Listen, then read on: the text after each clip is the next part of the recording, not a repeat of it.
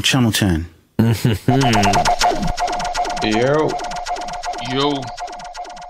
Once again, we're back in the building. It's the Channel 10 podcast, and it is I, the almighty AR, articulate, and I'm alongside.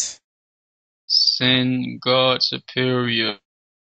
And this is the Channel 10 podcast. And, this is an interesting episode because we were having conversation before the episode, but we ended up just recording it.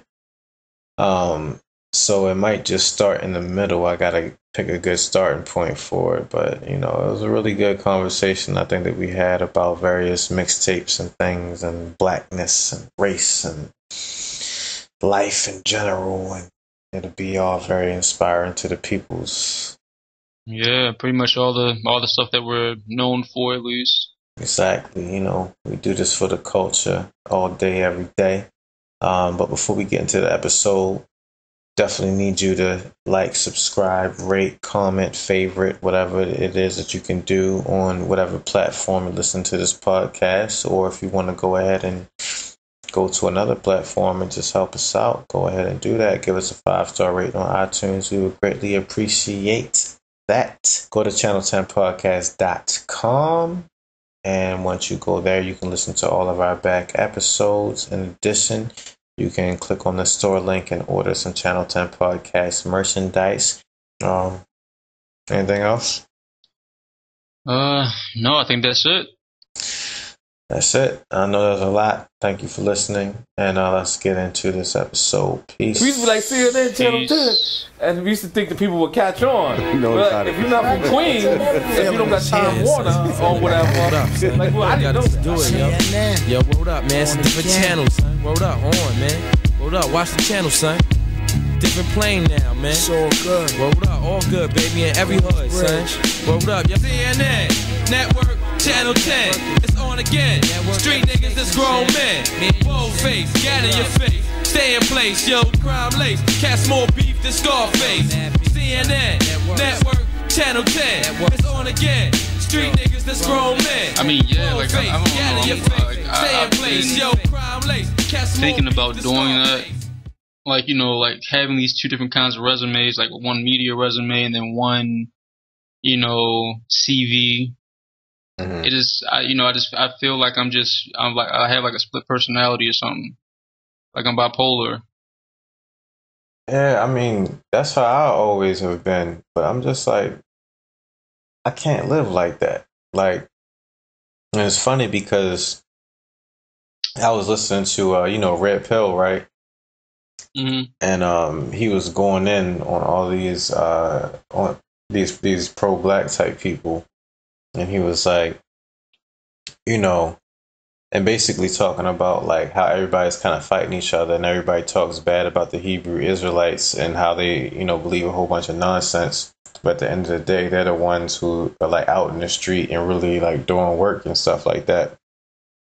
And he was like, a lot of these people, they have all of these extravagant names, but you work a 9 to 5. So from 9 to 5, you're not Tariq El Shabazz Muhammad.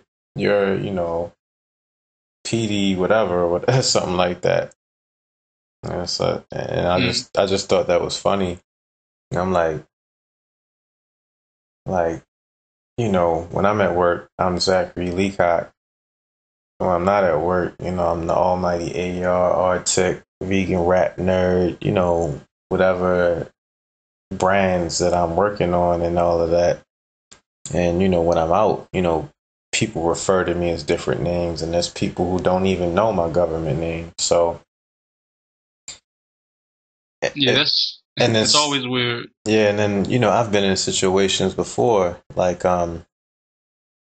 where I might have somebody who's not around a certain part of my life, and then they get around it, and then they hear people calling me by this other name, or vice versa. They might call me by a name, and then people around be like, who's that? And then you have to explain that part of you. And it's just like, I feel like that's a hindrance to success, at least with, what I'm trying to do. Like, even if I get a job in media, like, I can be, whatever. Like if I'm a radio personality, I can use whatever name I want. I can use Zachary Artic Leacock. I could flip it in different ways, but I feel like there's no point in hiding it. Like, it's like being in a closet, Yeah. It's like you gotta keep your hip hop in the closet. Yeah, with the old scuffed up Timberland boots from middle school. Yeah, well, I see that you're serious, just putting out your name like that just now. Yeah, I mean, I don't really care, man. Like, and then, shoot, I had a point and I just forgot it, just that quickly. But like, when you look at, I had an example. Oh, Childish Gambino, and then, he's Childish Gambino, and then he's also, I don't know why I can't think of his name right now. What's his name? Donald Glover. Yeah, Donald Glover. Yeah. And it's like, he doesn't hide anything. He is who he is. Or like, you look at Charlemagne the God. Like, he's Charlemagne the God when he's talking to Hillary Clinton, and he's Charlemagne the God when he's talking to Adrian Broner. Like, he's just Charlemagne the God. Yeah. Well, I guess, well, as of right now, I think the last thing I need to be doing is walking around in certain places as being single superior. That would not give me any brownie points in the state that I exist in as of this point. Yeah, it's funny because we just had the that special feature I put together on the names. Yeah. But I don't know, a name is very important. Like, I remember watching something as a kid where somebody was like, they don't give out their name because when somebody has your name, they have control over you. Because when you hear your name, you automatically stop and look, Mm. Yeah, that's true. Yeah, I mean, I'm always leery about giving my name out. And you know what I hate? I hate when people yell my name out in public, like across a parking lot or something like that, or whatever. Like, don't say my name, especially not my government name, because then everybody around can associate that name with me, and then they have that power over me. I don't know. Maybe I'm thinking too deep into it, but Well, I don't know. I mean, I'm sure that Red Pill will probably say words carry vibrations and all this and that, but how much of a vibration can a name carry when you don't exactly have a choice over your name, at least your government name at birth? I mean, to get deeper into it, when you get into the numerology aspect, even though you don't have a choice, this given name to you, a lot of people would say, has a big impact on who you are, just based on mathematics and vibrations of the universe or whatever. Mm. So, I don't know. I mean, not to say that I'm into that type of thing, but it is really interesting. And I do have a book that goes into the Pythagorean numerology. And I always think it's interesting when you have these people like Pythagoras, or even like, who was it? Isaac Newton. Like, we know Pythagoras for his theorem when it comes to geometry, but and then we know Newton for his work in physics. But I believe it was Newton, maybe I'm wrong, but I think it was Newton who actually spent most of his time trying to find a secret code in the Bible. Yeah, I think that was Newton, but yeah, Newton was because I know that he spent like a lot of his time too, like with alchemy and stuff like that. Yeah. Um, but I mean, like, and then with Pythagoras, he basically had a cult, and he had people following. He basically had a religion, but people forget about that. But then, even when it comes to alchemy, like when you really look at it, there's something to that. And the conspiracy theorist type people, they get real deep into it and everything, but it's like the whole thing with gold and like trying to create gold, and like there's some type of property in gold where if you could get it into your body in a certain type of way, it's real good for you. And like I forget, but like there's something to that. And then people will say that there's something about the aliens and the Anunnaki and how the gold is going to make them live forever, which is why they come here, which is why we have the space station, and why all the gold is in Fort Knox, and they actually shot out to space because the planet, what is it, Sirius B, is going to be close, and the aliens are coming to pick the gold up from us, and that's the whole reason why they created us. There's that whole theory. yeah. But, even when you look at it from, my research, which I can't remember right now, but from my research, there is something to like a certain type of benefit that gold can get you. And I mean, yeah, you can buy gold online. I mean, remember when that it was like that thing online about whatever it was something, and it was supposed to be gold, and you just like digest it. Like I think it was some type of like gold powder, like in a pill form or something. Yeah, something like that. Yeah. Yeah. And then the thing about gold is that it doesn't corrode when it hits the air, and it's actually a very soft metal, and it's very different in its properties from other metals. And to me, gold is like, it's almost like water. You know how water is different from other liquids because, for a variety of reasons. One, when you freeze it, is actually less dense than when you freeze it into a solid, is less dense than the liquid form, whereas most solids are more dense than the liquid form, and it's because of its crystalline structure. But then when you look into crystals, I don't know, I'm just getting some whole other shit, but like crystals actually do certain things that the definition of life does. So crystals reproduce, and I've been meaning to do some more research into crystals, but I do know that they reproduce in a way that's similar to organic material. But it's something about it why it's not considered life. But then I remember Star Trek where they're out in space and they encountered a crystalline life form that could exist in the vacuum of space.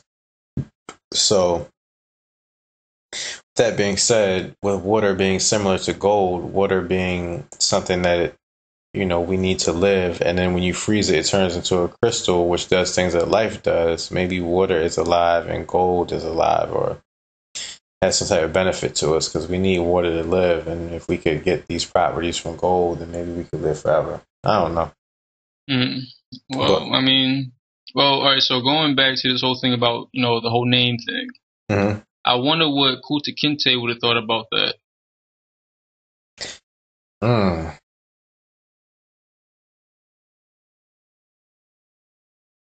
I mean, I think he would have. I think he definitely had power. He definitely knew that there was power in the name.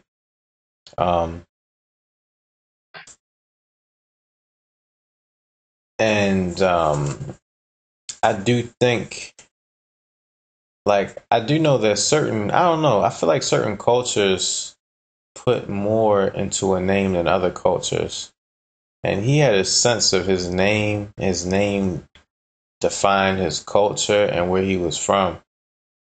And when I saw that scene of them beating the name out of him and he was just so defeated, like that just hit me, you know? Like, yeah. And then, you know, the name is important too because, you know, shout out to the Call Tyrone show. Listen to us on WLB 1010 AM every Monday at 2 p.m. in Baltimore. But, you know, doing my research for this past Call Tyrone show, I'm listening to all these Malcolm X, you know, interviews and documentaries. And, you know, he goes into the name and why it's, you know, important. And, you know, this is not his name. So he puts an X because, you know, and mathematically X stands for unknown.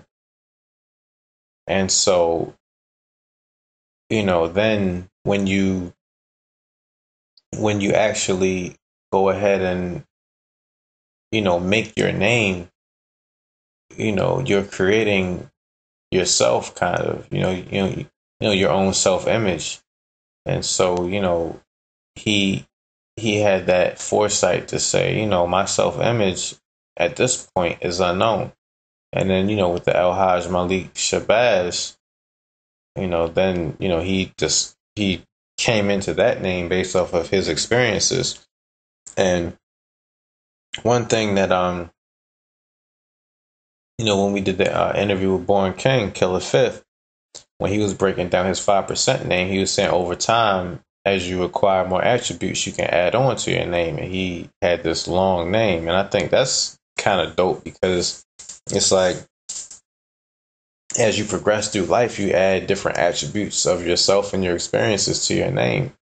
And it helps to define you, you know? Mm-hmm. So, I mean, you know, a name is really important. And then I was looking at something earlier, some of these pro-black people on YouTube, the Moorish dude talking about, you know, he said that as long as you call us black people, you know, we can never be free. And he started breaking down the word black and, you know, how it's from Middle English, and Middle English existed in a certain time frame, but we were here before that. And there was another word that they used to describe us, which was Moor. So black wasn't even in the lexicon of you know, our people when we were ruling and stuff like that. And now all of a sudden we're black, and then black is associated with all these negative things. But then now it's associated with positive things. You know, like the same thing with, you know, the word nigger and turning it into nigger and now niggas, like how Kendrick Lamar is saying. Yeah. I mean, I think those Moorish type of dudes, they had the same attitude as an old black man who gets upset when we call each other nigger. Mm-hmm. To where they just can't get it because of the importance of what it meant to them at that time. And I don't know, I mean, how do you feel about the word nigga? Well, I mean, I don't have an issue with it. I mean, I mean, it gets kind of slippery because you have, you know, certain people who want to say it and all these kinds of things as a term of endearment, you know, who really aren't exactly of the culture, and some people frown on that or whatever. But, I mean, you can look at, what's his name? Is it Rich Homie Quan? Yeah. I mean, you know, look at that music video, which is, you know, probably kind of homoerotic in certain ways, but other than that, you know, so I think that's a prime example of that term being used as, you know, as a term of endearment. You know, the same. I mean, I guess it's just. I mean, a name is nothing more than interpretation, right? So. Yeah, I mean, I never really thought that much about the term. I guess it's probably because I grew up in a household that always used it in very interesting ways. I mean, I recognize it as a term of endearment, and I say it, and I'm a part of the culture, and I grew up with it like you did. But at the same time, I feel like we shouldn't be using it. Okay. Like, I feel like, you know, we did what we did with it, and we turned it into something. Especially, yeah, that Rich Homie Quan song. You know, when I hear that song, I feel good. Like, yeah, my nigga. But I don't know. I think it has its positives and its negatives. I'll say that. Like, the whole thing with what's his name, Larry Wilmore, or whatever. Yeah. Like,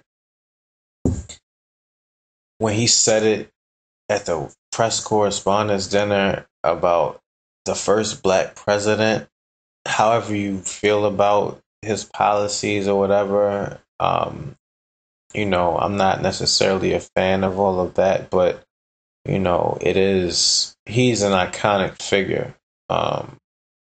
And he made it to that level, however he did it. You have to give him that respect, I feel like. And, you know, that word is for us.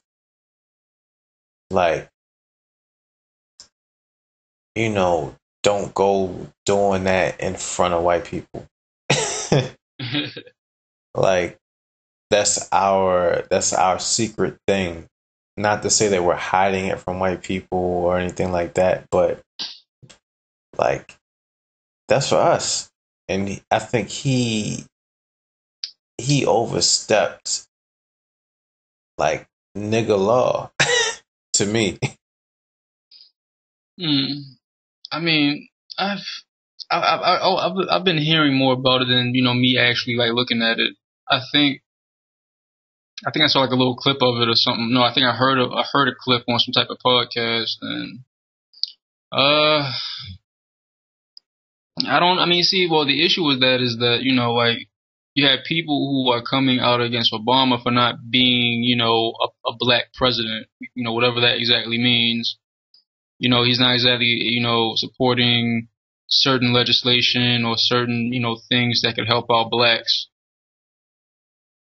And so I can imagine for a lot of people that maybe, with Obama accepting something like that, such as that term, especially in a kind of setting like that, that's televised and promoted in a certain way to certain kinds of people, I can imagine a lot of people were kind of proud about that. That you could go up there and kind of, explore a different facet of black culture that I would say, at least in this instance, is more, it's more straightforward, I would say, compared to how we usually see this term. If it's in like in an ignorant ass Kevin Gates movie, or I don't know, Tyler Perry movie or something like that. That kind of that it really satirizes it. Yeah. Although this did the same thing, but it has certain implications behind it, I think. I mean, I'm looking at an article now, where it's on time.com, where he said that the White House says that Obama appreciated Larry Wilmore's White House Correspondents' Dinner speech. I don't know. Like, when it comes to Obama and his blackness, right? Mm-hmm. I mean, and I'm no Obama fan, but I guess in a way I kind of am, because in my estimation, a president is a president, and that is the figurehead of the country, and that is the executive branch, which keeps the government running. So basically, the president is just a job title, and you have to do your duties as a president, and that doesn't. That's not a racial thing. That's just what you do. No matter what race you are, you have the job and you perform the duty. But you know, he slips these black things in there, you know, where he can, you know, where it's appropriate. Because, you know, if you think about us on our regular jobs, right? Mm-hmm. How much blackness can you slip into your job? I mean, you can probably do a little bit more. I mean, I'm pretty much black all the time now. I don't give a fuck. But like, you know, with me, you know, I have to subversively slip in my blackness by, you know, rocking a beard and having my red, gold, and green keychain or my lanyard hanging out. Or, you know, on a dress down day, you might see me with the Bob Marley, and, you know, I have my Barbados flag sitting at my desk. And, you know, that's about as black as I can get. I mean, don't forget about your oils, man. You said my Oreos? No, your smell good oils. Oh yeah, that's right. I come in smelling like Jesus, you know, every day with my frankincense and my myrrh, and then I smell like Muhammad because I go to Saratoga Street, and you know, the Muslim brothers in the shops, they think I'm their brother, and so every time I come in, they say I have something special for you.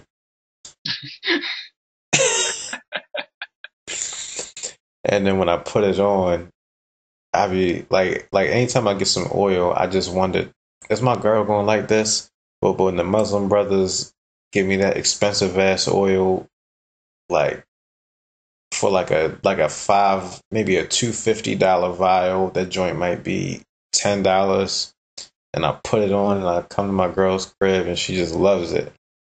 I'd be like, alhamdulillah. Oh man.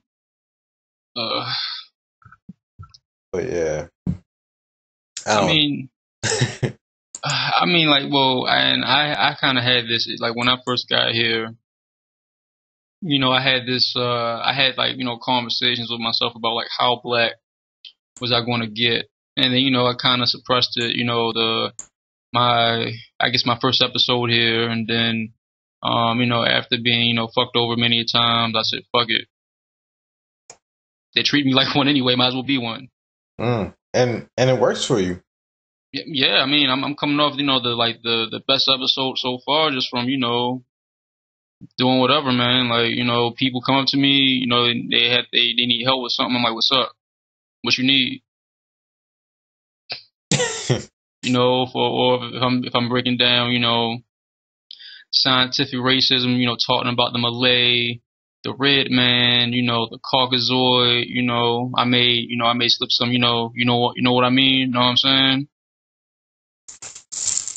I mean, I think what it is just being real. You know, I think people can sense when you're not being real. I know, but see, the thing is, around here, he said it works with people. What, not being real? Hell yeah. That's because nobody's real. But then once somebody real comes in, you know, the fake gonna fold. Well, I mean, I think that's starting to happen, you know. Who knows what's going to happen within the next 4 years? That's true. You know, like, my new thing, like, my mantra that I'm going to live by for the next couple of months, is a term, you know, that's being used and that's being picked up now, but I really like it. And it's an old term, but for some reason people just started using it for like anything. And that's, you know, I just do it for the culture. It's like everything I do, you know, it comes from a Jay-Z song. I do this for my culture. So did Jay-Z say it first or did Big say it first? But like Jay-Z said, you know, I do this for my culture. Show you how to move in a room full of vultures. And for some reason, that line has just been picked up. And, you know, now whenever I do something, when I interact with people, like, I'm doing this for the culture. Like, I'm not here for you. I'm not here for your purpose. Like, I'm here for my people, like my black people, my hip hop people, which span all races, you know, under the banner of hip hop. I think hip hop might need a flag. But, you know. Well, and see, that's the thing, you know, like, and, you know, we've talked about this off air before, you know, this whole issue with, you know, me and how all of a sudden what I'm doing has these racial connotations attached to it, which, you know, I really didn't, I never wanted it to be a part of, but now I'm getting dragged into it, and it seems like it magnifies day by day. I mean, for me, that was my whole life, you know, going to a predominantly white, you know, 5th through 12th grade experience. You know, I always felt like I carried race around on my back, no matter what I did. So everything I did, I had to do it for the culture. I had to be great. I had to be excellent. And I had to represent, in a way, you know, I had to represent respectably, but at the same time, authentically. So it's like, you know, you had people who went all the way, you know, you would classify them, or not you, but, you know, a lot of people would use the pejorative Oreo cookies. And you know, they would you know, act in a certain type of way, and, you know, they would get a certain response from, you know, the white people. And me, I maneuvered in such a way where I still did it for the culture, but still had, you know, I did it for the culture and I represented the culture, and I still was able to, you know, maneuver, but not necessarily be a Oreo cookie. I feel like I don't think anybody would call me an Oreo cookie. Yeah, I mean, yeah, I see your point. I mean, I guess it's just, well, I guess one thing is that when it comes to, you know, I guess this clash of cultures, I think like the easiest way like to maneuver around a lot of times are through like jokes and just like understanding like the humor of another culture. Even if you don't find it funny, if you can just like, if you figure out how to you know, say something in a particular manner that would just make it funny to like the other person, somehow, some way that just opens up some type of dialogue, or for whatever reason, just the way you say it. Well, not the way you say your words, like I guess when you say your words, you know, like in your sentence. I guess what I'm saying is, like, you know, two different cultures, same language, but the thing is, what may make you guys different language wise may just be like when you decide to say certain words, like how you scramble your words up in the same sentence. Am I making sense? Yeah, that's something I actually think about a lot. Like, you know, I think a lot is made out of like colorism is a big problem in the black community, and, you know, where light skinned people are seen as, I guess, better, as, you know, or more desirable or more attractive than dark skinned people. That's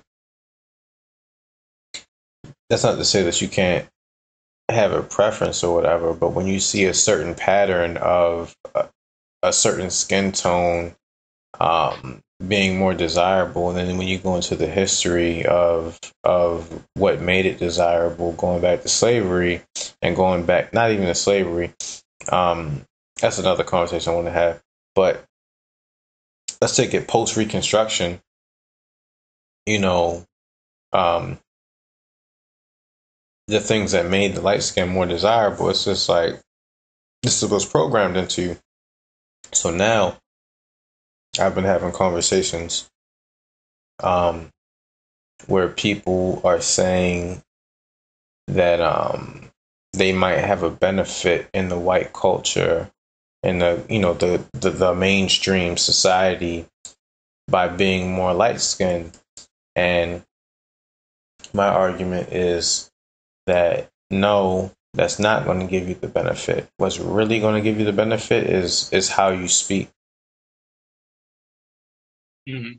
Like I think how you speak at this point in the game trumps skin tone when it comes to dealing with other races. Well, more particularly white people. Yeah. But I mean, but then how you talk could also be your downfall too. Like, I forgot, I can't think of which podcast I was listening to, but this was like over the summer, like a long time ago, and it was like the first black ad man, he started like the first ad agency for like black people. Talking about Steve Stout. No, not Steve Stout. We're talking about like the 60s, 70s. Oh, okay. And pretty much he kind of fucked up the culture and with all of his Newport ads and stuff, but it's another story. I gotta look into that. Yeah, so he started off at like a white firm, and then he decided like to move and just help out like the black community because of certain things that he went through. So he was educated, played the part or whatever like that. But he said that one time he was at a party or whatever like that, and up to this point like he was pretty much like kind of an equal to like a lot of like the head admin at the firm. And so like one of the people came over to him. They were all drinking, having a good time or whatever, and he said that the guy came over and said he said his name, and then he was like, how about you sing to us one of those down home songs. Oh my God. And he thought about it, because he said that he has the same qualifications as all these people, but at the same time he kind of remains black, but they just still see him as this figure of blackness to the point that he can just automatically start singing a down home song. Man. Have you ever had white people just randomly ask you to rap for them? I think I did when I was younger, like not here though. Well, see, the thing is, I mean, a lot of people are surprised to find out that I rap because they just think I wouldn't do anything like that. And people are surprised at me too. But like, I remember one time, I was on the Long Island Railroad with our cousin, and we were going from Manhattan to Queens, and it was a Friday night, and the Long Island Railroad was full of just drunk white people, and they said that we looked like we rap and sing, and they wanted us to perform on the train. And we felt very disrespected at that point. Mm-hmm. But we are politely declined. But I don't know that. When you told that story, it just reminded me of that moment. And like, you know what I hate? I hate when there's a moment and I'm so taken aback by the moment that I don't that later on I think of all the things I could have done in that moment and all the things I could have said. Like, damn, I would have said that. That would have been great. You could make a movie out of that. And it's like when you look at Malcolm X with his interviews, like he's just so on point all the time, and it's like, damn, like I don't be on point like how Malcolm X is on point. Because there's some times when I can really say something, but the thought doesn't formulate quick enough in my mind to where I can get it out until after the moment is already passed. Yeah, like kind of like when I was telling you about my experience at someone's house this past weekend, and like the whole issue with the cookies. Right. And I was telling my mother about it the other day, and she just said, like, instead of like just saying no and just like kind of playing to her, what you should have just said yeah, and just like had a smile on your face because you already knew that she was asking this for a specific reason. So you could have just said, the total opposite of what she wanted of what she wanted you to say to piss her off. And I didn't think about that. Yeah, I mean, and it's like, I think to get to that point, it takes training. Like, we have to constantly be training our minds. Like, and that's one thing that I've always been big on. Like, I'm always just trying to train my mind in a certain type of way so that, I'm ready for certain type of situations. And when these situations come up, I feel like I failed. So I keep going. I keep trying to train my mind because there's so many different ways that you could approach certain situations, and it's like, why didn't that occur to you in that moment? Yeah. Because the moment that's I don't know. There's nothing more important in life than a good moment. Yeah. Well, I've been told that things like that, they tend to become better as you age. Mm. When I guess you just kind of get like the lay of the land. Cause I imagine that, after a while, like the same shit just keeps on, like the same situations keep popping up, numerous times. So after a while, you just know like how to combat it. Yeah. Yeah. I mean, I guess it's like how I deal with women at my job. Yeah. Like I'll be having the mean deflections, like pew pew. But yeah. I started be having the mean deflections, like pew pew. Okay, that's going back to the Kanye song. Nah, Ghostface. Remember when Kanye did it on Blueprint 3? Damn, I don't even remember. You know what? I really like Blueprint 3. I gotta listen to that album again. Like, people didn't really like that album, but that album was crazy to me. Like, I like it. That's the best Blueprint to me. I'm still a fan of the first one. I don't like the first one, man. Like, I never really liked it. And then when I heard how it was made, and then I go back, I guess when I heard how it was made, like they made the bulk of it in a weekend, I guess it makes me appreciate it more. But at the end of the day, to me, it sounds like you just did this shit real quick. You got some hot ass beats, and you just felt like you just wanted to rap some shit, and you just had some feelings, and whatever the word that came to your mind at that moment, you put to the feeling. But I don't know. I mean, hey, that's pretty much all the music that comes out now. That's very true. I mean, but I don't know. But see, I think that ironically enough, I feel like the Blueprint. You know what's crazy? Sequence. Hold on, what you just said is crazy. Because the Blueprint is called the Blueprint, and it really is the blueprint for how music is made now. Like, there's an interview I was listening to. I forget what artist it was, but basically they were talking about how they do music now. Like, they don't like these kids out here now. They don't write rhymes. They do little 4-bar freestyles. They stop it and they do another one, and that's how they come up with their verse. It just sounds so tedious though. Like even if you have like an engineer and everything like that in the studio.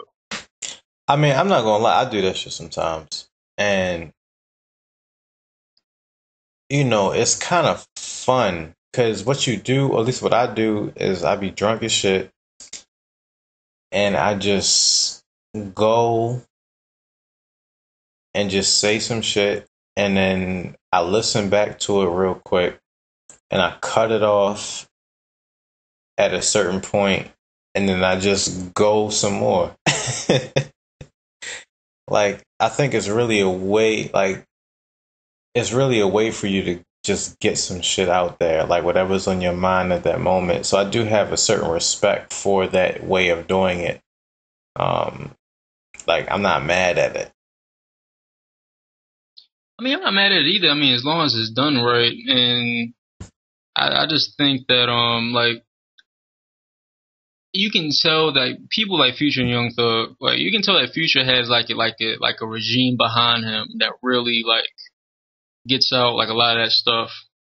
Young Thug seems like a bit too homegrown to the point that like some of his songs they just aren't good, and then you can tell a big difference between his singles and like the singles that come out, and then all these other songs that are on the Barter Six or all these other mixtapes that he has out. I mean, he, and I'm not just gonna say he, but any rapper needs a good, or any artist, like, you can't do this shit all by yourself. Like, sometimes you need a producer. Like, and a producer in the classical sense of the word, not somebody who's sitting there playing instruments or anything. Somebody who's just kind of overseeing it and putting it together with the vision, who can see your talent and where your talent fits into the overall soundscape. And, I don't really listen to a lot of Young Thug solo things, but when I hear him on a well-produced song as a feature, he sounds great. Mm-hmm. I don't know about other shit. I mean, like songs like Best Friend and even like Danny Glover, they just sound more thought out than than like a lot of his songs. I mean, well, because I've tried to listen to, because that's the thing. Like I've tried to listen to him like his solo stuff. I can't listen to all of it because it's just all over the place. But I mean, we old niggas now. Like, that might just be how the kids are now. Yeah, man. Because I'm still thinking about that whole conversation I had with that girl about Pablo. But I mean, I don't know. Like, I don't think niggas in Baltimore listen to Young Thug. I mean, but are they still listening to Boosie? Man, what a nigga! I think they listen to Kevin Gates, but I don't. Yeah, I mean, I think they've been listening to Kevin Gates for a while. Like, I'd be like going to a liquor store, even when Kevin Gates wasn't popping. Now with his single now is popping on the radio now. But I was going to ask you, is he on the radio yet? Oh, hell yeah! His song "Two Phones." I don't know. I mean, I never been like. I mean, I only found out that Yo Gotti had a single out when I saw him on the Breakfast Club. Yeah, the biggest single of his career. But yeah, Kevin Gates got a big single called "Two Phones," right? And I got two. And, I walk around with two phones, and I was at work and had my two phones plugged in, and somebody came through and said, "Oh, you got two phones?" Like, that's a big record right now. And but even before that, I was at the Hood liquor store, and niggas just niggas who just be standing in the liquor store doing what the fuck they do, and they was playing some Kevin Gates on their phone, talking about how he's a real nigga and all sort of type of shit. Yeah, I was about to say they were probably playing it on their phone. Yeah, loud as shit, and having a discussion about it, and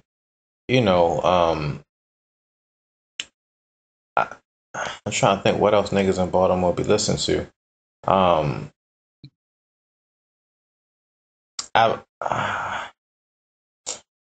a lot of times when I'm out and I hear niggas, cause niggas like to play music out of their phone, or certain niggas, I call them super niggas. They really do it for the culture. They got a Bluetooth speaker that they walk around with. Yeah, just So they be listening to themselves.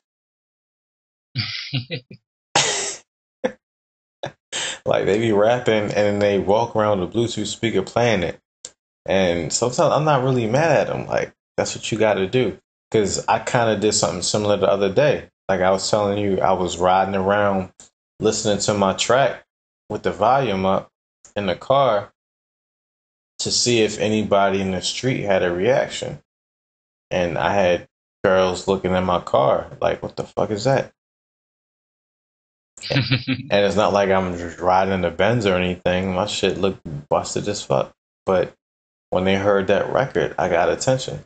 So I know that I'm going to upload that joint onto DistroKid once I get everything together and make this bread. 410 Music Factory, Baltimore Club Music. Holla at.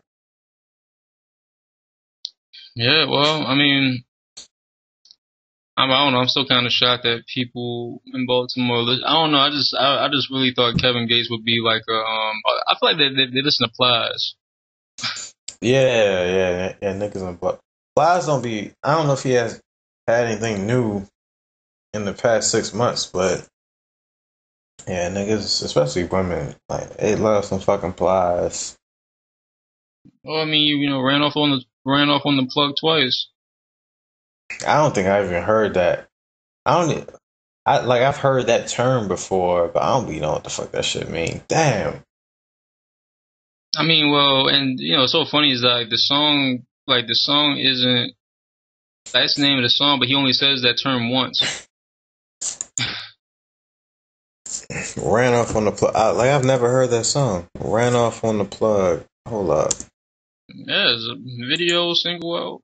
Damn, yo, this is why I gotta get that mixer so we can drop clips at these moments. Cause I'm listening to it right now, but you can't hear it. Mm-hmm. I was kind of surprised. I thought it'd be like some. I didn't think it'd be as updated as it is. I mean, I don't think it's the worst song in the world. I kind of like it actually. It's just an update. Yo, it's just like some No Limit shit from '98. With the beat. I mean, besides. I mean, in terms of the beat. I mean, it has some updated elements to it, but the way the piano sound, it sounds like Beats by the Pound. Like it's like Master P.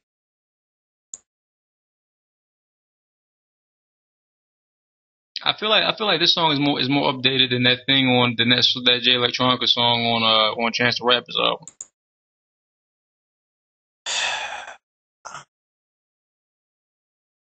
I don't know, man. Like, I mean, that Jay Electronica song on Chance the Rapper's album sound like some trying to be Tribe Called Quest, but more underground type shit. This right here sound like Master P. I don't know, but that Chance the Rapper song sound like something that would be on a J Love mixtape from like 2006. Yo, what is J Love? Yo, we gotta get J Love on the podcast. Like those two Ghostface mixtapes that he did. What, Hidden Darts? Yeah, man. Psh. Like those things were like my life for a certain period. Hell yeah! I mean, if he's still around. Man, I mean, he made a tweet on May the 7th. I'm about to hit this nigga up right now, because you can direct message him. Hey,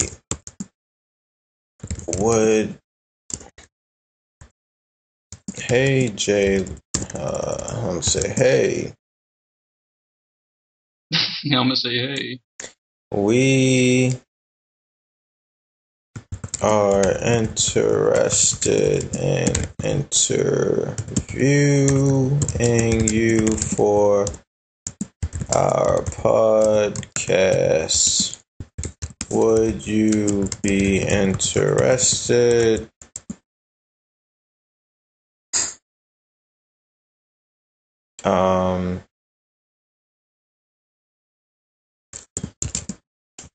Matter of fact, I'm gonna say, hey, we're interested in interviewing you for our podcast. We are fans of your work and would like to discuss. Oh, I spelled discuss all wrong. Discuss your history in the game. Would you be interested? Oh, I forgot that he produced 9mm for Wu-Tang. What album was that on? Well, that was supposed to be on 8 Diagrams, but it was no. Wait, no. I think about Watch Your Mouth. Actually, I don't remember what 9mm was on. Yeah, because Watch Your Mouth was the one that they couldn't clear the sample off of. Like the one where their voices were pitched down.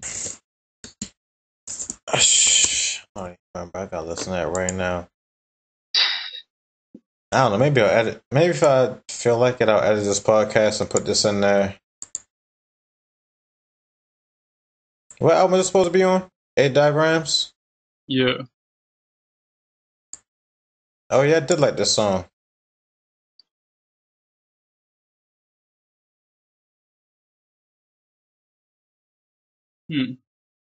Yeah, I like this song. Okay, well then what's 9mm then? I don't. That was on. I believe that was on Iron Flag, wasn't it?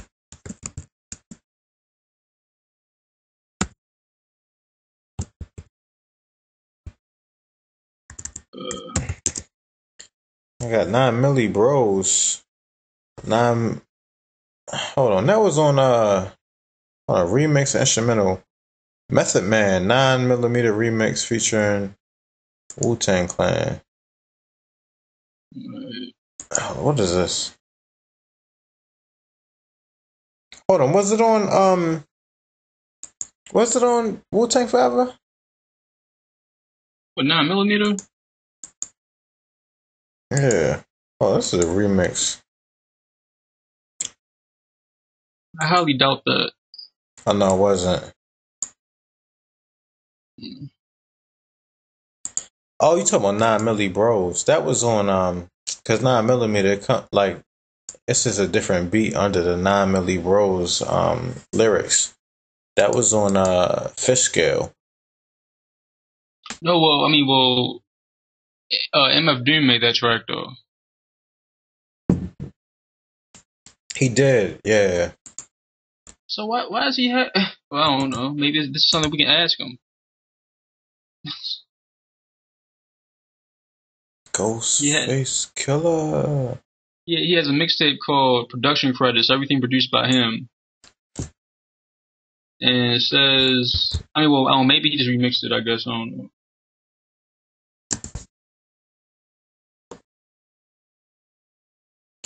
Oh man, DJ J Love faces up to 10 years in prison for 30 plus charges.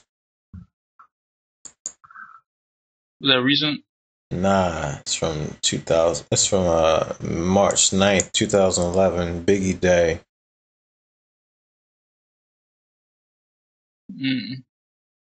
But it makes sense. Remember, I told you that story about that. I don't even remember. Oh. But apparently he didn't get caught for it because he made a tweet on May 9th. He didn't get hit.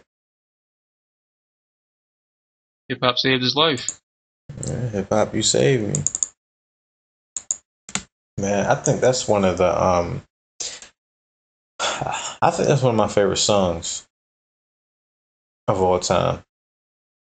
And that's a Lupe song, right? Yeah, I think Lupe has two of my favorite songs of all time. So it'll be that and He said she He said she said. that's off the Cool, right? Nah, that's off of Food and Liquor. That's the one where he rapped the same verse in three different ways, but changing like the pronouns and stuff for three different perspectives, talking about the kid and his father. Oh, Like, yeah, I don't remember Food and Liquor.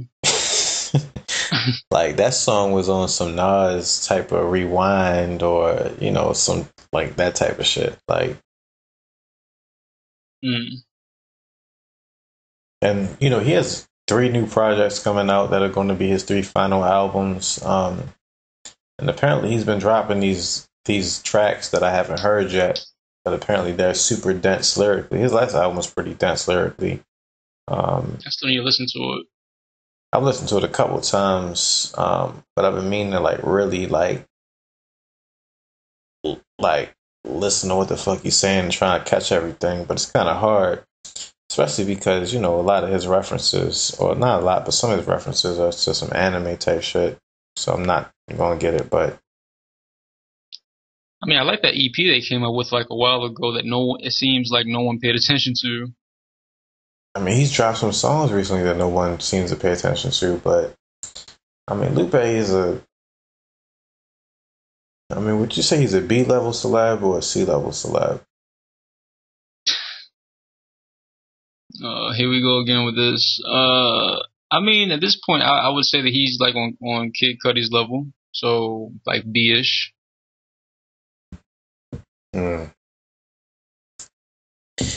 I mean, is Kid Cudi a B? I mean, we had this conversation over Christmas break in person. I mean, it seems as if whenever he puts out an album, people show up. Like when he did that satellite thing, that was really only him rapping on like 3 songs, and everything was just a whole bunch of instrumentals that it sounded like he made in like 2 minutes. I mean, he might have been a B at that point, but people might have been pissed off at that. I mean, with Speed and Bullet to Heaven, which I actually liked, especially that one song. Is he still at B level, Kid Cudi? Well, I don't know. Well, he's coming out with, I don't know, because it seemed like everyone just hated that album, and I still haven't listened to it really, because that shit just caught me off guard. Well, he actually made a statement recently saying that people will catch on to it, and it's going to influence music in the next couple of years. All he did. I mean, see, this is the thing about when people say that, because it's kind of like with Kanye and Yeezus. Like, he didn't really. I mean, he just took a whole bunch of like industrial type of stuff and just stripped it down more, and then there you go. There's an album with Kanye over industrial kind of beats. The same thing with Kid Cudi. He just took a whole bunch of Nirvana kind of grunge shit, lo-fi shit from the 90s, late 80s, and just started doing some on it, and there you go.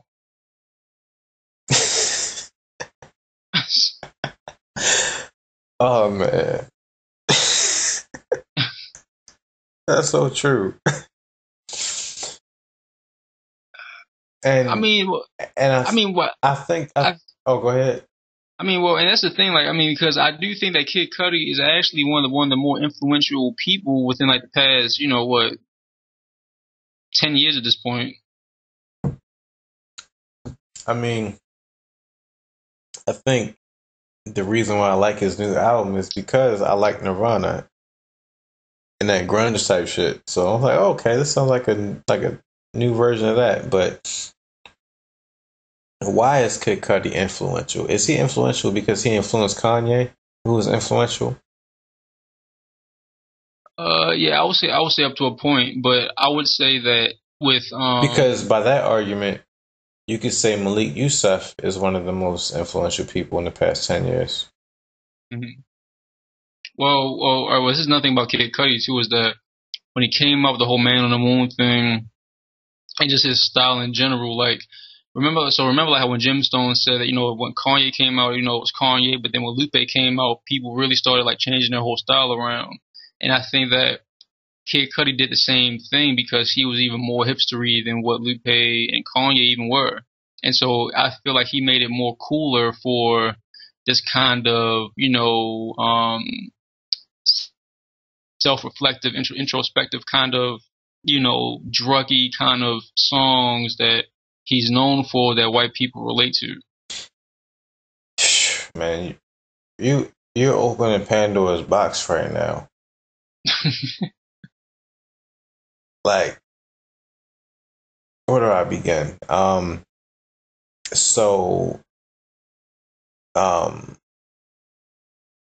When you say what you just said, you have to go back to Joe Budden. Well, see, I figured you were going to talk about Joe Budden. Yeah, like Joe Budden was the original introspective drug addict. And, his whole rant about Drake's album, like Joe Budden, and, I feel what he's saying on a lot of things, because Joe Budden kind of made the sacrifice of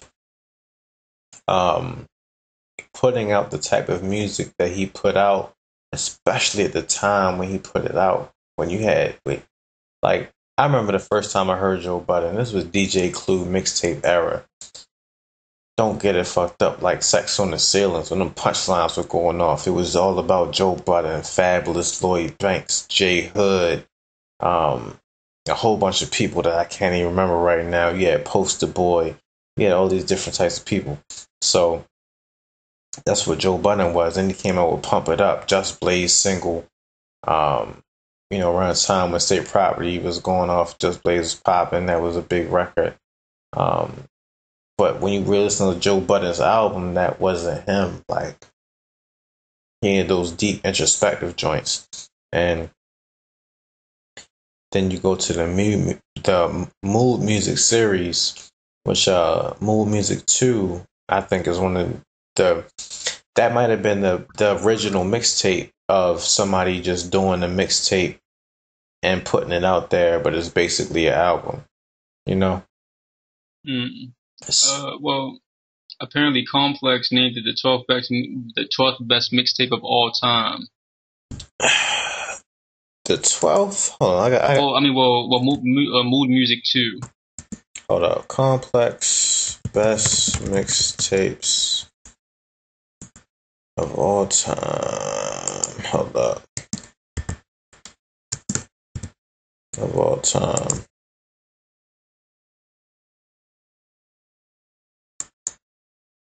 Let's see what they have on their list. The 50 best rapper mixtapes. Is that the one that you're looking at? Well, yeah, that's the link that Wikipedia is referring to. Oh, man, I remember some of these. Oh, man, Royce 5'9", The Bar Exam 2. That was number 44. That was a great mixtape. I thought it was an album. Nah, that was a mixtape. Big Sean Finally Famous, the mixtape 2007. I really didn't like that. I didn't like Big Sean's first two mixtapes. And then I saw him live, and the song sounded so good live that I went back and listened to the mixtape, and then I didn't like the mixtape again. Oh, Warning Shots was 49? Hold up, man. We gotta see what they got higher up, because you gonna put Warning Shot Saigon? That's 49. Number 1, 50 Cent Is the Future. Number 2, Lil Wayne, The Drought 3. I'm not gonna lie. I've been to parties. I've been to house parties where the whole playlist was just a Drought 3. Man, so did he? Because like with the first Drought, it's just him just rapping over a whole bunch of. Or I'm thinking about the Squad Up mixtapes. The Drought 3 was the double disc one that had the Beyonce joint when he rapped over that. Oh, okay. I know what you're talking about. Yeah. Number 3, Dipset, the Diplomats Volume 1. Number 4, Young Jeezy, Trap or Die. Number 5, Drake, So Far Gone. Number 6, Rick Ross, Rick's Forever. I get Rich his Forever. 2012. That's the thing that be tripping me out. Like, I gotta look at see what. I think that's the one with Stay Scheming on it. I mean, but like Rich Forever. I mean, see, have you like it seems like what 2010 no 2009 to like 2012. Like apparently these were when all the best mixtapes came out. Like Cushion Orange Juice, Cabin Fever, Rich Forever. I mean, for me, the best mixtapes came out in between Mood Music 2 and Friday Night Lights. Friday Night Lights, J. Cole is probably the best mixtape ever. I'm sorry. Even better than the warm up. Ah, man.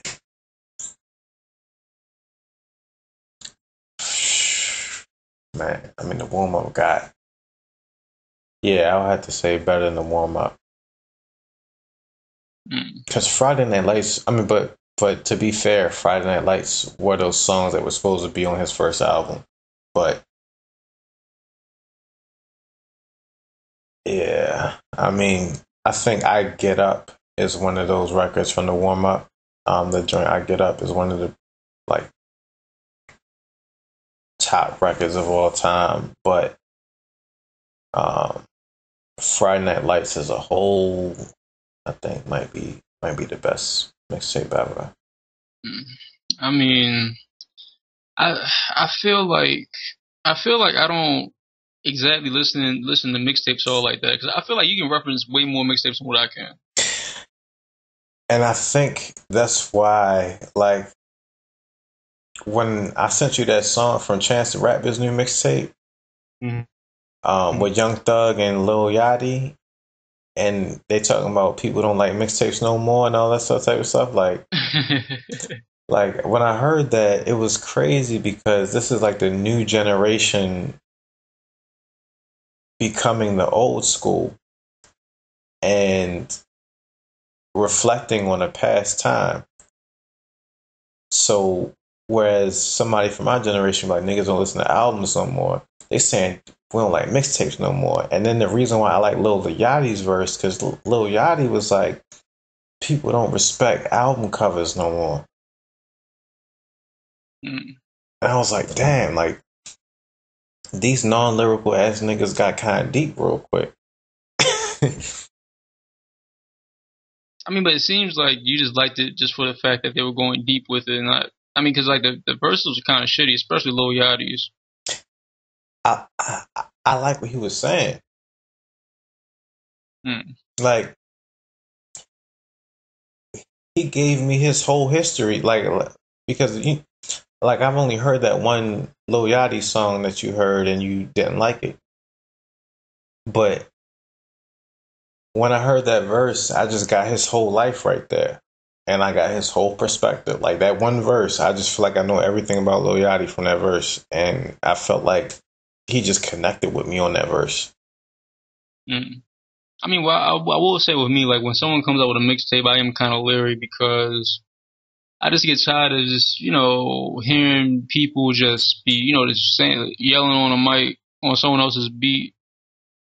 After it just drives me up a wall. So I mean, niggas don't really do it no more though. Like, when's the last time somebody did that on a mixtape? Lil Wayne.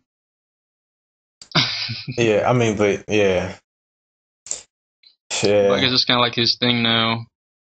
I mean, but that last shit he did was supposed to be better than that. But the joint that he dropped on Tidal was pretty good. Fabulous, but Fabulous just always kills it. And like, sometimes his mixtapes be all original. Sometimes it's like a mix of beats and stuff. But like, Fabulous is that's a whole nother conversation about Fabulous. But he's solid. He's solidified in hip hop as far as I'm concerned. I mean, I've been listening to some of Bizarre's mixtapes. Oh man. Yeah. Got Lace Blunts 3, Lace Blunts 2. You have Dab Life.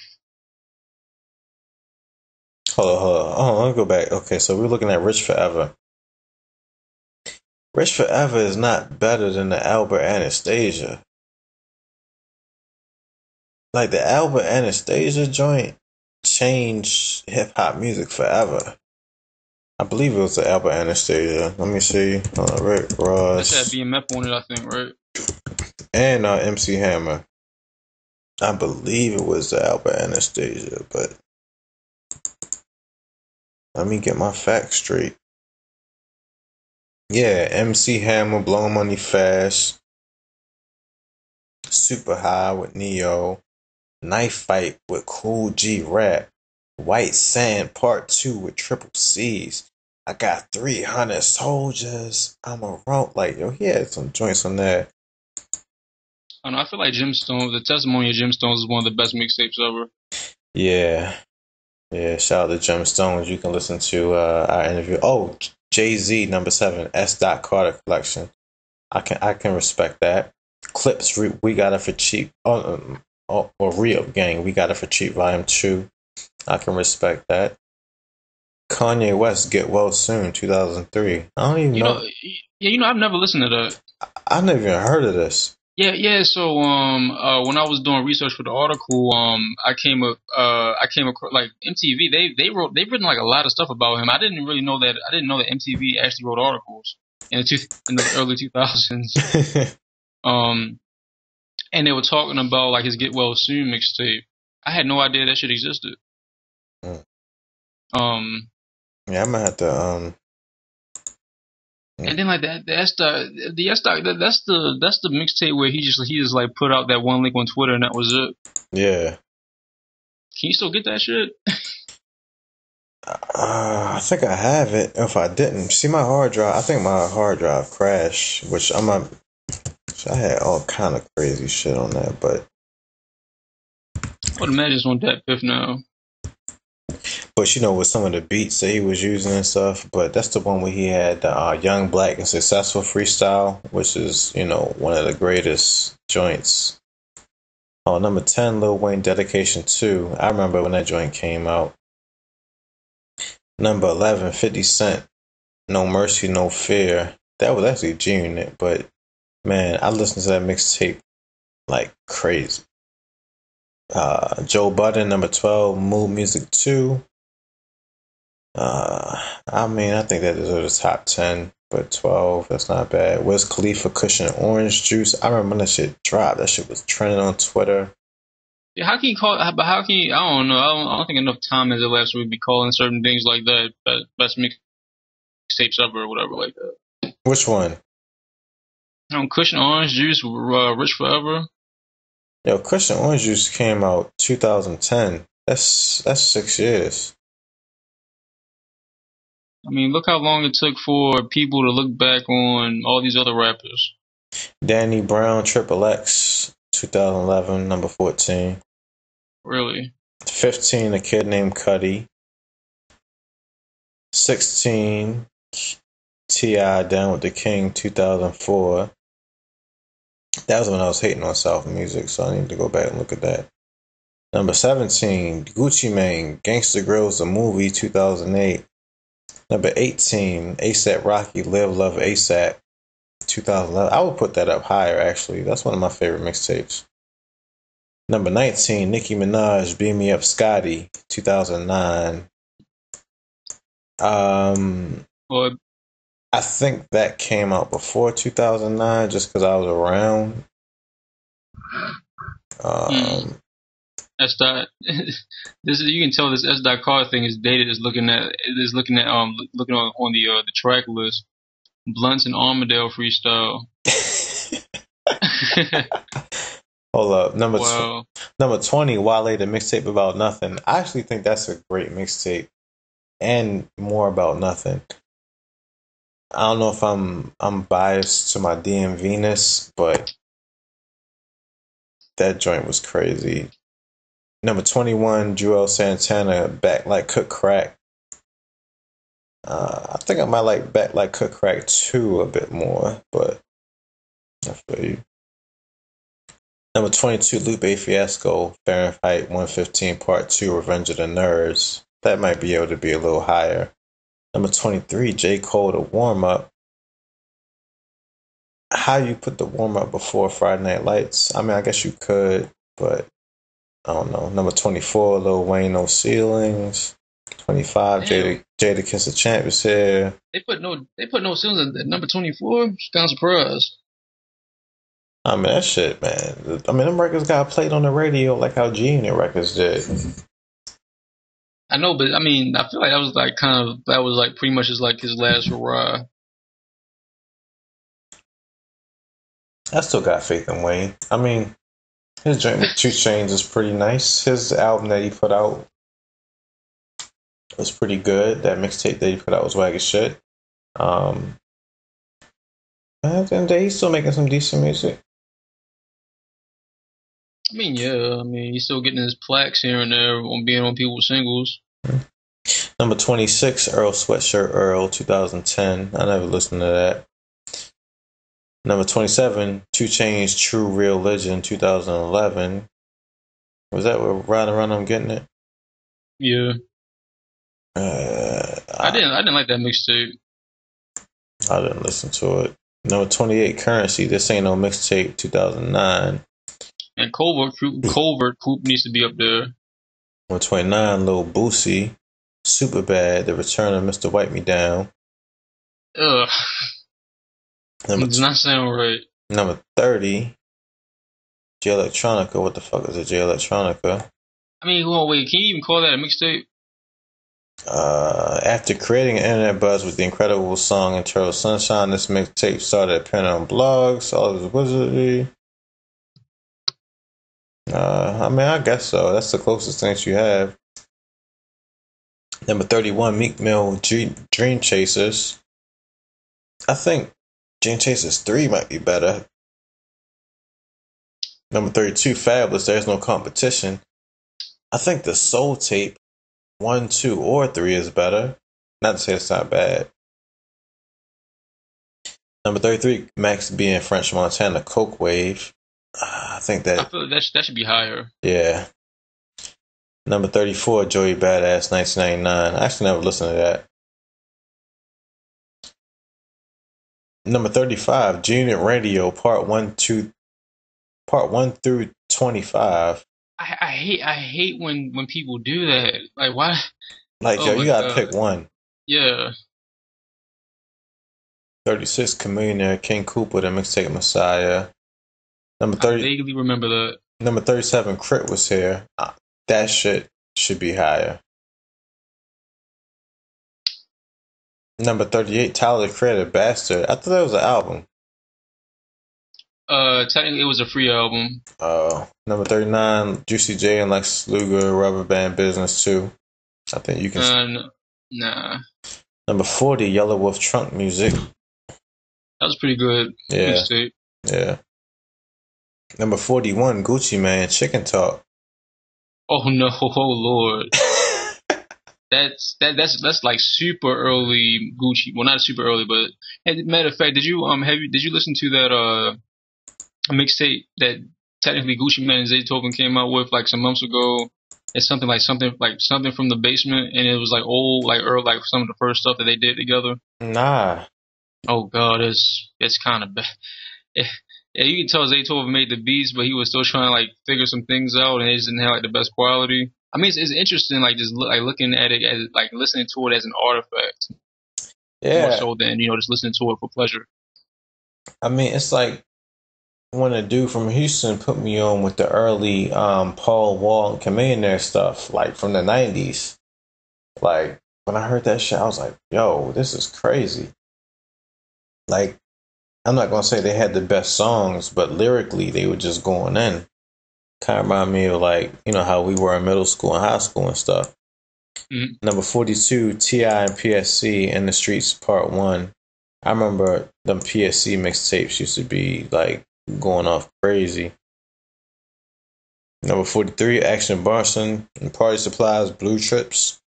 I think I listened to that like once or twice. I think I liked that a lot. Number 44, I already mentioned Royce 5'9", Bar Exam 2. I think that's a classic mixtape. I also think Bar Exam 3 was great. And you think Death is Certain is one of the greatest albums ever made? Nah. Oh, did I ever say that? I mean, I know you said something about it should be 5 mics, or did it get 5 mics? I don't know. I might have got 4, but I do think that like nobody knows about the album, and that was like Royce's. That was his commercial smash. I mean, he was all with that one song with the music video when he's like in a church or something and like a light is swinging around or whatever it was. That always played on MTV Jams along with my man what's his name, Lil Rob and Number 45, B.O.B. Cloud 9. Number 46, Big Sean Finally Famous. Number 47, Future True Story. Oh, this is a list from 2013. Number 48, The Jacka, the Street album. Rest in peace to The Jacka, man. I gotta listen to that. Number 49, Saigon Warning Shots. And number 50, Chief Keef, Back from the Dead. I ain't gonna lie, like, I listened to that shit. That was, like, some good drunk, super nigga shit. I've never listened to a Chief Keef project to this day. Yeah, you gotta do that one day and do an analysis of the cultural impact of the lexicon of the melanated Negro and how it affects the community. Site. Nah. I don't know, man. To the point, man, with all these new people coming out, I gotta use context clues to know what they're saying sometimes. Shit, man, we gotta get our youth back. We do, man. Like, I mean, like when my nieces were at my house and you know Future had like Stick Talk out, or they were listening to the video, and I said, what is Stick Talk? Oh, I knew what that was. I've never heard of that term ever until Future said it. Yeah, you gotta keep up, brother. Yeah, I know. And sometimes I don't know how impressionable it was to just be sitting around with a 14-year-old girl listening to these crazy ass Future songs. But whatever. I mean, somebody gotta do it. You gotta be the cool uncle. I guess.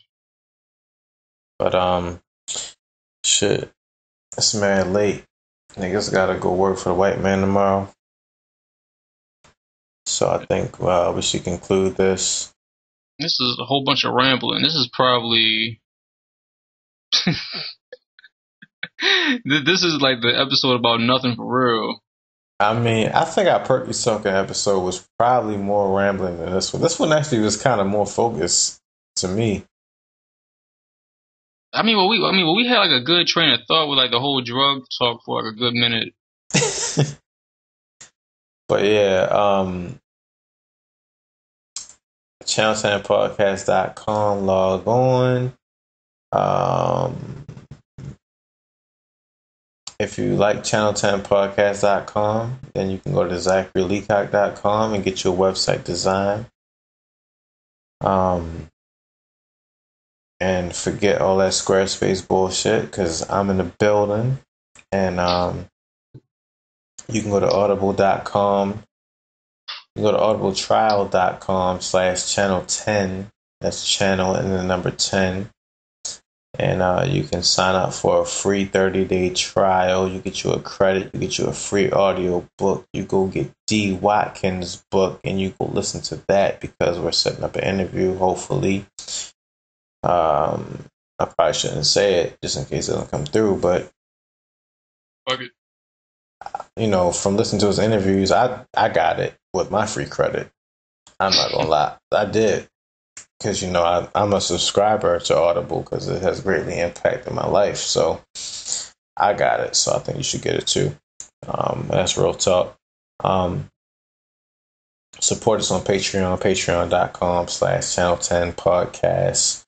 Follow us on all the social media, which you can access through channel10podcast.com.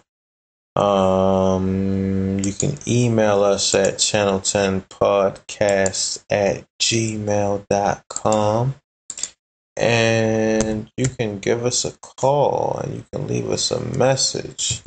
And you know what's crazy is I don't remember the number, so I need to find the number so that people can call us and let us hear their voice about how they feel about the subjects that we're talking about in these episodes. Or they can text us too, right? Or they can text us. Man, you are brilliant. That's why you got a master's degree and I don't. Sure, that's the reason why. You can call or you can text us at 443-885-0997. Once again, 443-885-0997 for all of my Americans and all my people who call it international. Shout out to all of my West Indies and all my Canadians and all my Africans, all the Pan-Africans across the diaspora. Shout out to Malcolm X. Happy birthday. And 410 Music Factory, Baltimore Club music dropping soon. And we got a lot of stuff popping off in the building. Yeah, peace out. Feeling this here. Yeah, son. You feel it, man. Roll up, son. You gotta just do it, yo. Yo, roll up, man. It's a different channel, son. Roll up, on, man. Roll up, watch the channel, son. Different plane now, man. It's all good. Roll up, all good, baby, in every hood, son. Roll up, yo. CNN, Network, Channel 10. It's on again. Street niggas, it's grown men. Bold face, gather your face. Stay in place, yo. Crime lace. Cast more beef than Scarface. CNN, Network, Channel 10. It's on again. Street niggas, that's grown men. Bold face, gather your face. Stay in place, yo. Crime lace. Cast more beef than Scarface.